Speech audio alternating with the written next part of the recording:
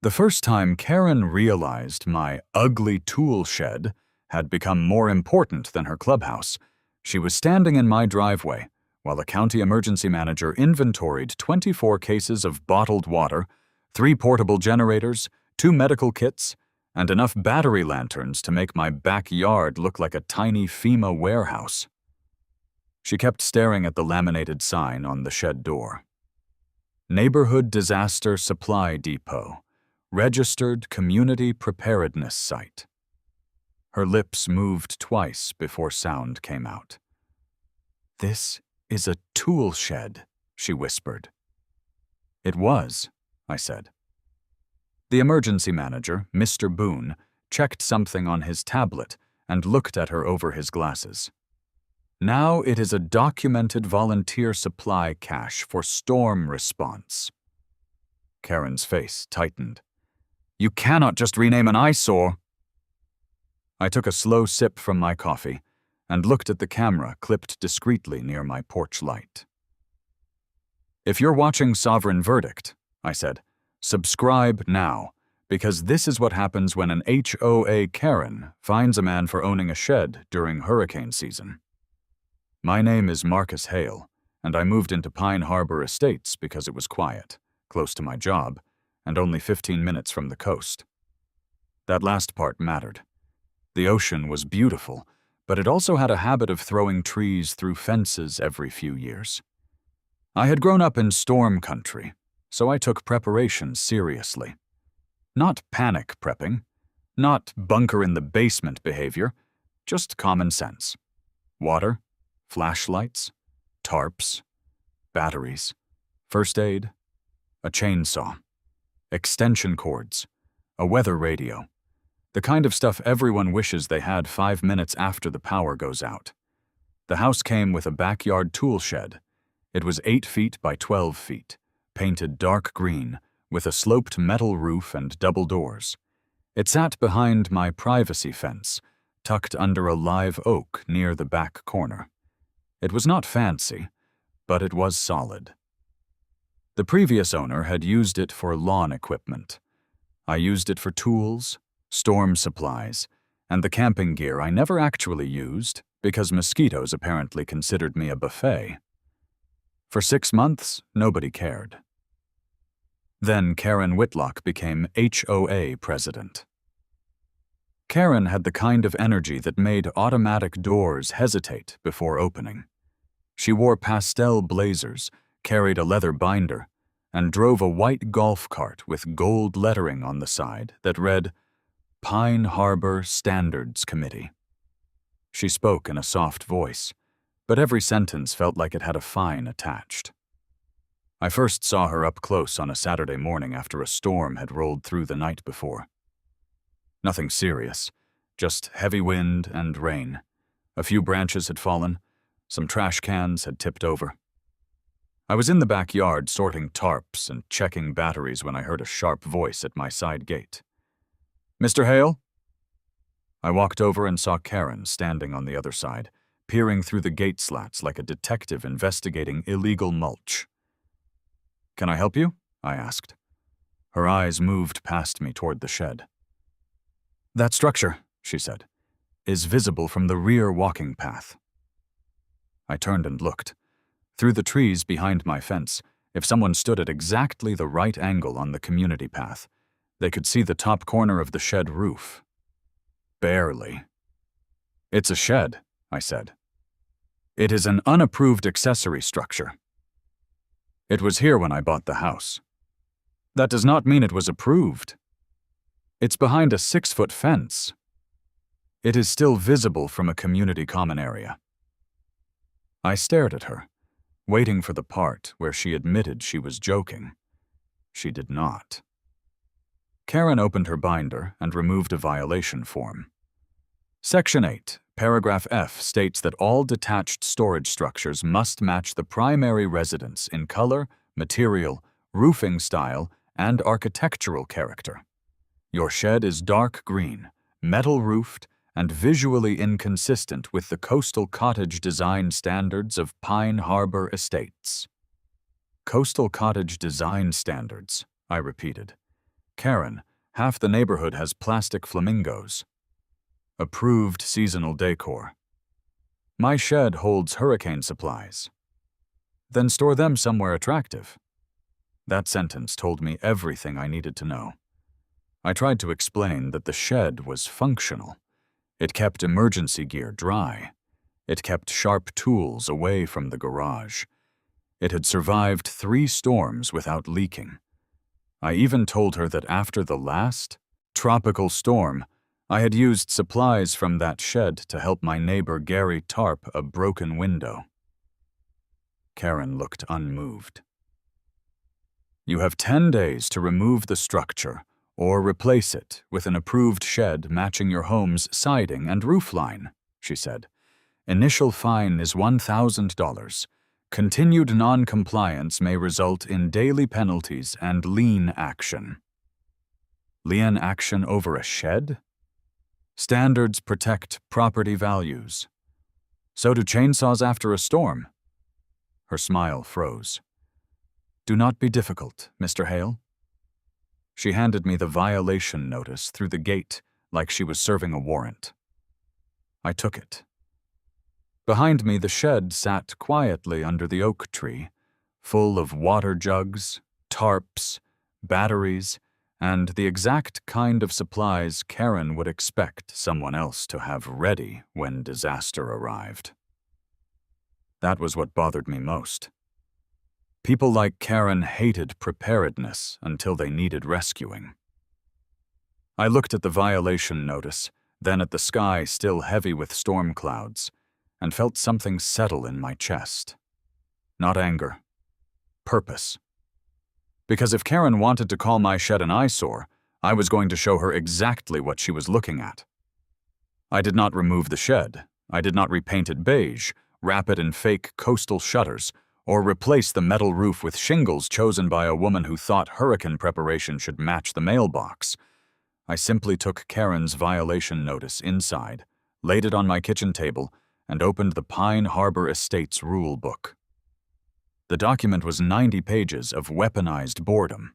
It regulated fence height, driveway stains, approved porch swings, and the acceptable visibility of garden hoses. There was even a paragraph stating that bird baths had to be tasteful and proportionate. I still don't know who decided a bird could bathe too dramatically, but Pine Harbor had prepared for that threat. Karen was right about Section 8, Paragraph F. Detached storage structures had to match the primary home in color, roofing style, and exterior material. My shed did not. It was dark green, metal-roofed, and practical. In Pine Harbor, practical was apparently a character flaw. But I kept reading. That is the thing people like Karen forget. They quote one paragraph because they assume nobody will read the next one. 2 pages later, I found the exception. Accessory structures used for utility, safety, emergency response, medical necessity, or municipal preparedness purposes may be exempt from aesthetic matching requirements if registered with, requested by, or recognized by an authorized agency or community emergency program. I leaned back in my chair. There it was. Emergency response. Municipal preparedness. Recognized by an authorized agency. I looked out the window at the shed. The dark green paint suddenly looked less like a violation and more like camouflage for a legal loophole. The next morning, I called the county emergency management office. After 3 transfers, I reached a man named Peter Boone. His voice sounded like he had survived every hurricane season since the invention of plywood. I explained the shed, I explained the supplies, I explained Karen's violation and the HOA threat. Then I asked if the county had any kind of community preparedness program. Mr. Boone paused. You're telling me you already have water, tarps, batteries, lanterns, first aid supplies, and generators stored in one dry location? Yes. And you're willing to make those supplies available to nearby residents after a storm?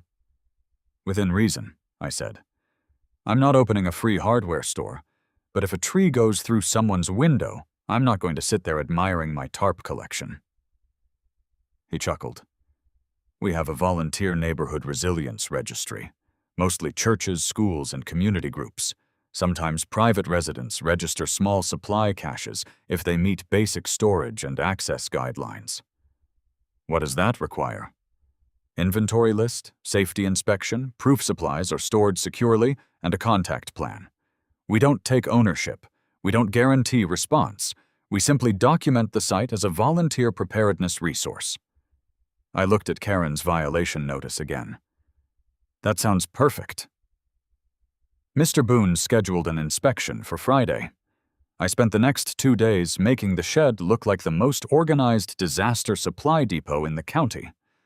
I installed metal shelving. I labeled every bin. Batteries in one waterproof container. Flashlights in another. First aid on the left. Tarps rolled and strapped overhead. Chainsaw fuel locked in a ventilated safety cabinet. Bottled water stacked on pallets to keep it off the floor.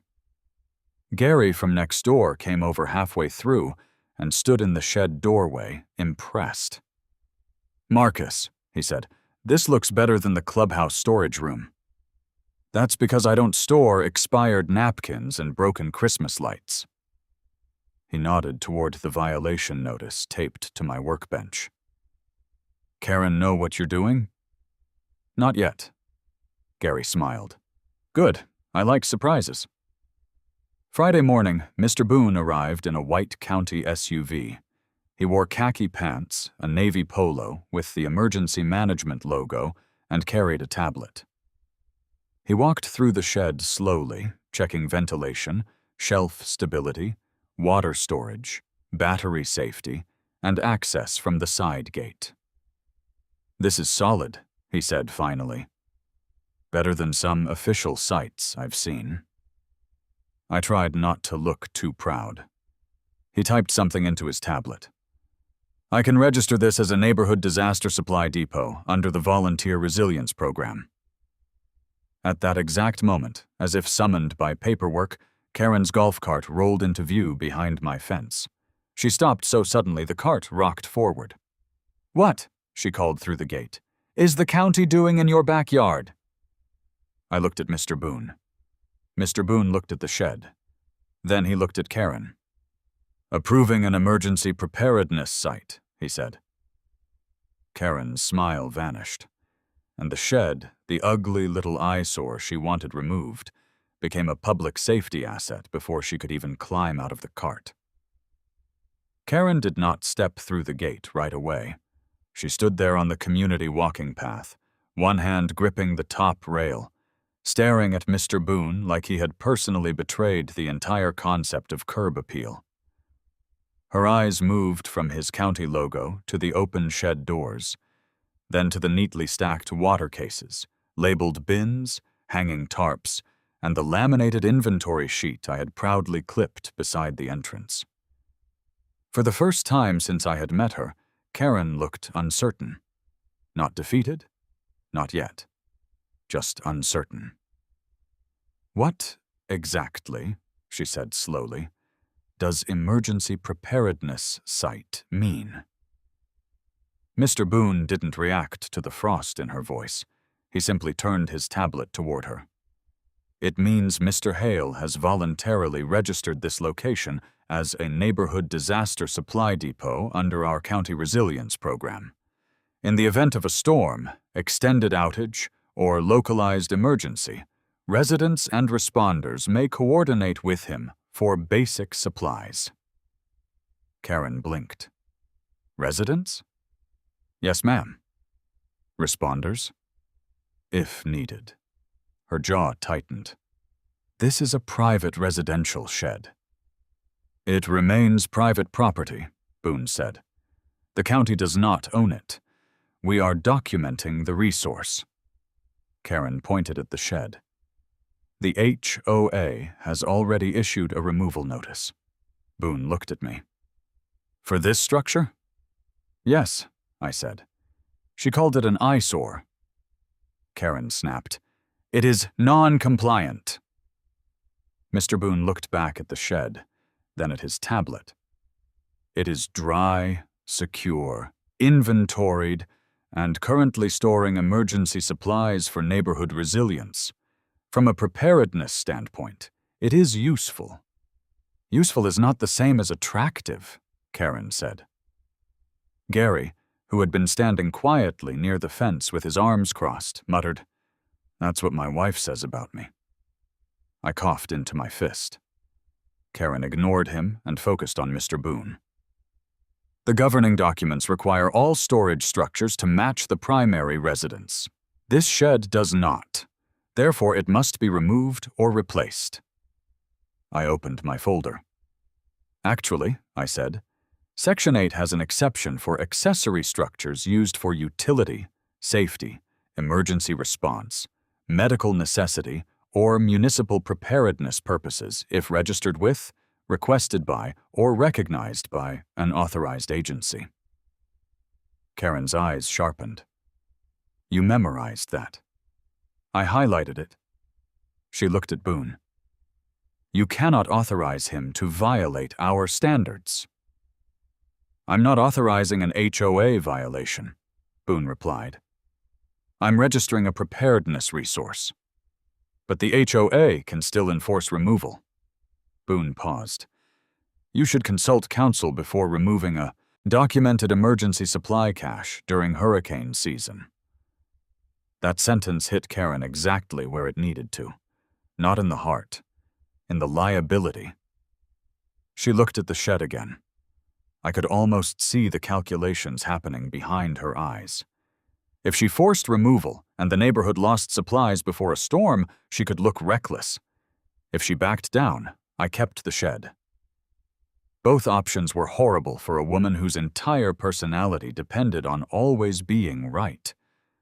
So she chose the third option. Escalation.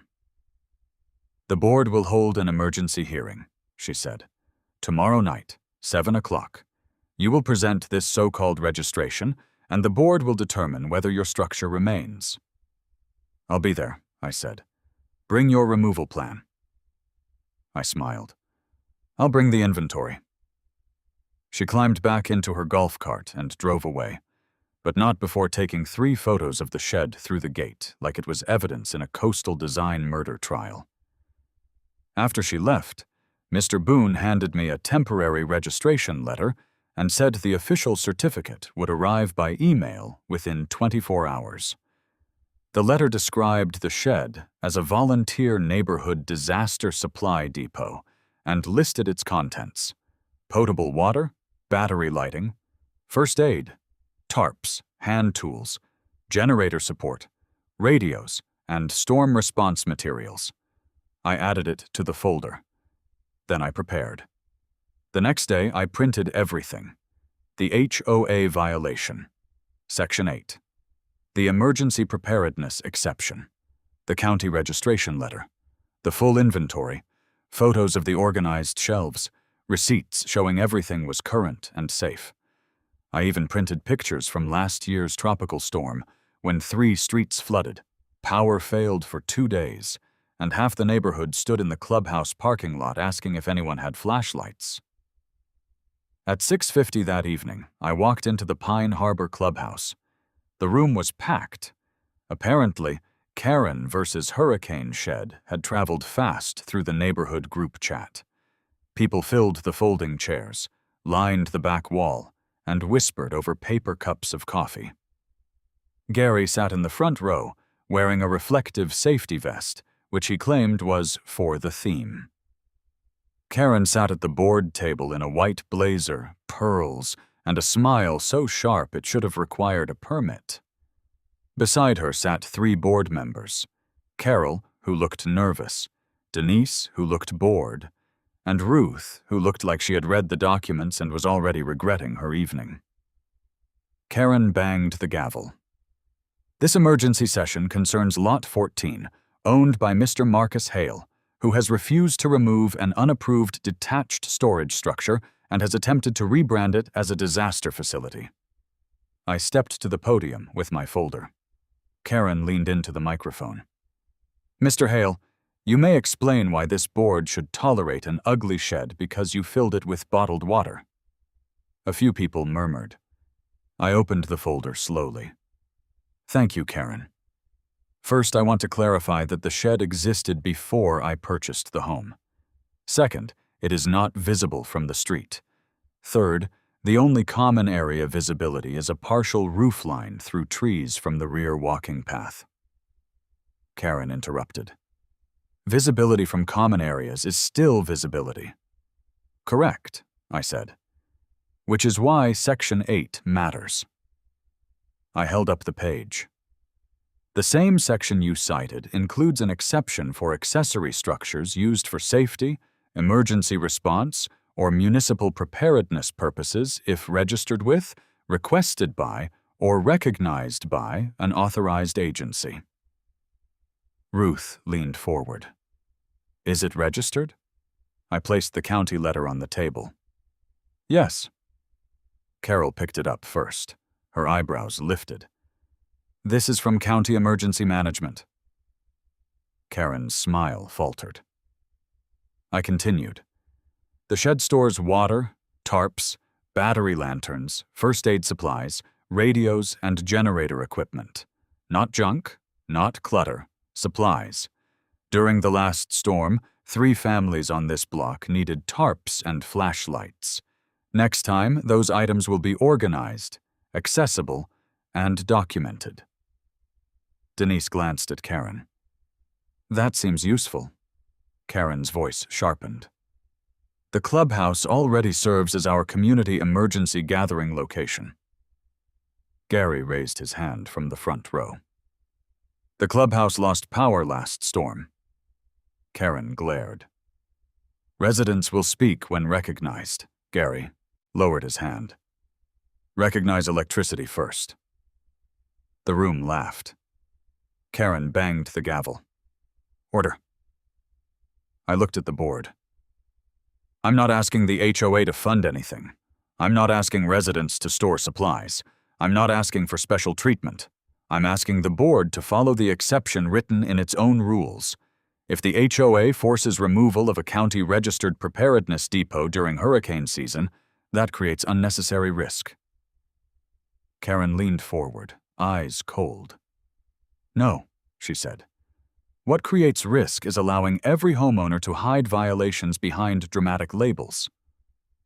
At that exact moment, the clubhouse doors opened. Mr. Boone walked in carrying a county folder. The whispers stopped. Karen's face changed instantly. He nodded to the room and said, I'm here to clarify the county's registration. Gary leaned back in his chair and whispered, And there's the hurricane. Mr. Boone did not look like a man walking into a neighborhood meeting. He looked like a man walking into a room full of people who had ignored every storm prep email he had ever sent. He wore the same navy county polo, carried a folder under one arm, and had the calm, tired expression of someone who had spent years begging communities to prepare before the sky turned black. Karen recovered first. Mr. Boone, she said tightly, this is a private HOA enforcement meeting. He nodded. I understand. I'm here because a county-registered volunteer preparedness site is being discussed for removal. Her smile sharpened. No one is removing emergency supplies. We are enforcing architectural standards on an unapproved shed. The supplies are stored in the shed, Boone said. That makes the shed part of the site. The room went quiet. Ruth, the board member who had been reading the documents, lifted the county letter. Mr. Boone, can you explain what this registration actually means? Of course, he said. Mr. Hale's shed has been inspected and documented as a volunteer neighborhood disaster supply depot. It contains basic storm response supplies: water, tarps, lights, first aid, radios, and generator support equipment. The county does not own it, manage it, or require residents to use it. But we recognize it as a useful local resource during emergencies. Karen leaned forward. Useful does not mean protected. Boone looked at her. No, ma'am. But your own HOA documents appear to exempt emergency preparedness structures recognized by an authorized agency. Karen froze. For the first time all night, she had no immediate sentence ready. I slid a copy of Section 8 across the board table. Ruth read the highlighted paragraph aloud. Her voice was careful. Accessory structures used for utility, safety, emergency response, medical necessity, or municipal preparedness purposes may be exempt from aesthetic matching requirements if registered with, requested by, or recognized by an authorized agency or community emergency program. She lowered the page. That does seem specific. Karen's jaw tightened. It was intended for generator boxes and medical ramps, not ugly backyard sheds. Intentions are not wording, I said. A few people murmured approval. Karen shot me a glare. Mr. Hale is exploiting the rules. No, I said. I'm reading the part you skipped. Gary whispered, Sovereign verdict, a little too loudly from the front row. I almost smiled, but the moment was too important. Mr. Boone opened his folder and placed another document on the table. I also want the board to understand why local supplies matter. During last year's tropical storm, response delays in this area were caused by blocked roads, downed trees, and power outages. In the first 12 hours after a storm, neighbors are often the first help available to each other. The room shifted. People remembered. I saw it on their faces. The dark houses, the fallen branches, the sound of generators coughing to life, the texts asking who had batteries, the blue tarp Gary and I had stretched over his broken window while rainwater dripped down his hallway. Boone continued, A small cache like this is not a replacement for emergency services, but it helps, especially when maintained by someone who already owns the equipment and is willing to share it. Karen tapped her pen. So now the HOA is supposed to accept any shed if someone puts a flashlight inside it? No, Boone said.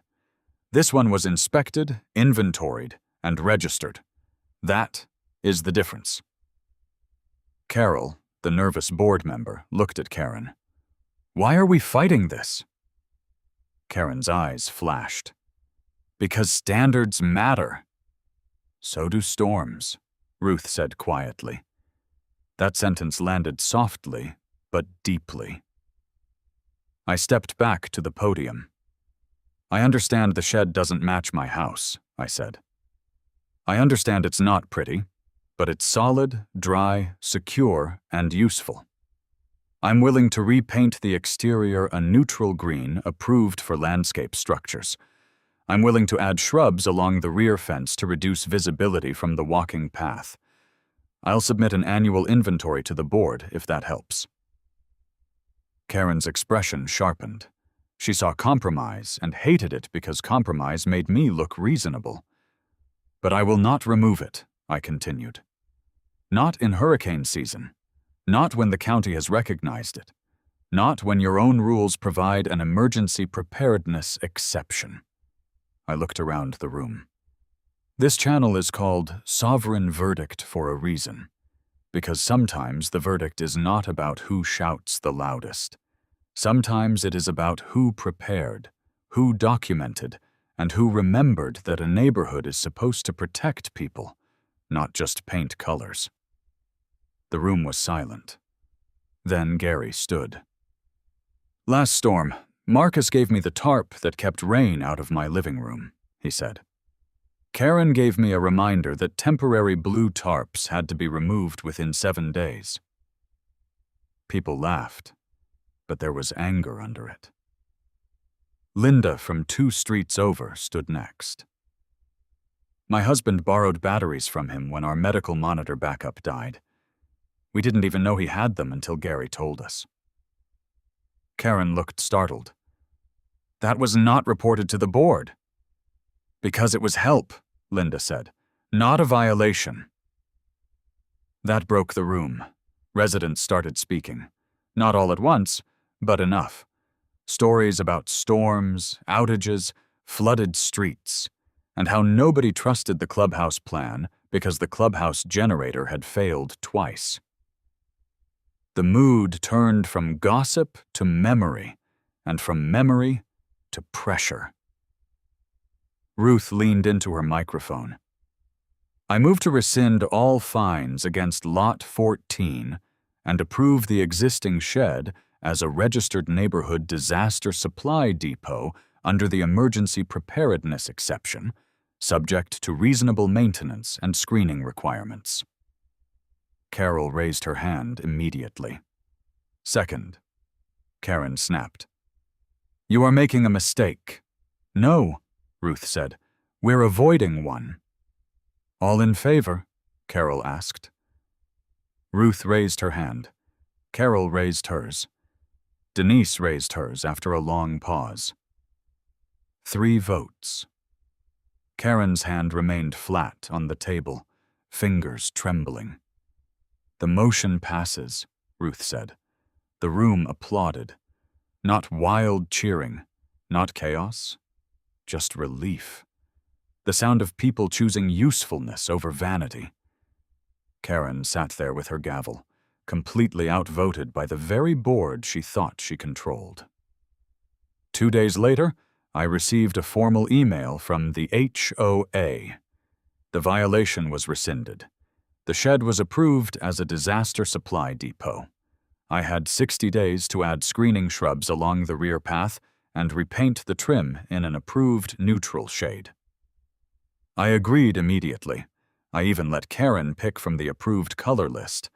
She chose Coastal Sage, probably because it sounded like something expensive. So I painted the trim Coastal Sage. I planted wax myrtles along the fence. I added a small, tasteful sign inside the gate, not visible from the street, listing emergency contact numbers and basic storm supplies. Mr. Boone sent the official certificate a week later, and I laminated it before mounting it on the inside of the shed door. That hurricane season, we needed it. A tropical storm knocked out power for 36 hours. A pine limb fell across Gary's driveway. Linda needed lanterns. The Millers needed a tarp. Someone's phone died, and we charged it off one of my battery packs. Nothing dramatic enough for the news, just the kind of ordinary emergency where a prepared neighbor makes everything less frightening. Karen came by on the 2nd day. No blazer, no clipboard, just a rain jacket and wet hair. She asked if I had any spare D batteries. I gave her a pack. She did not thank me, but she did not fine me either. The shed still stands under the oak tree. It is still not beautiful. It is still practical, organized, and ready. Every few months, Gary helps me rotate supplies, mostly because he likes using the label maker. The neighborhood kids call it the storm shed.